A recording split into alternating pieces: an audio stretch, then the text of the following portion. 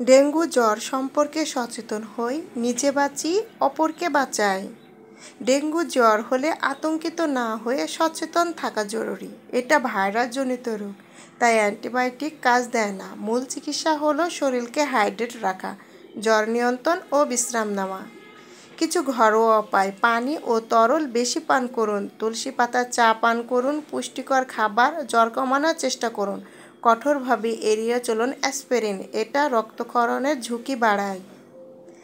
কিছু হোমিও ওষুধ দেওয়া হলো, তার মধ্যে ইউপেরিয়াম পার্ভ, এটি ডেঙ্গু রোগের জন্য খুবই কার্যকরী মেডিসিন। এটি 30% ঘন ঘন সেবন করতে হবে, আধা ঘন্টা পর পর সেবন করলে খুবই ভালো কাজ করে। তাছাড়া ব্রায়োনিয়া, জেলসিয়াম, রাস্টক, চায়না, বেলেডোনা যে কোনো একটি ওষুধ লক্ষণ অনুযায়ী সিলেকশন করে 30% ঘন ঘন সেবন করলে বিশেষ উপকার লাভ করবেন।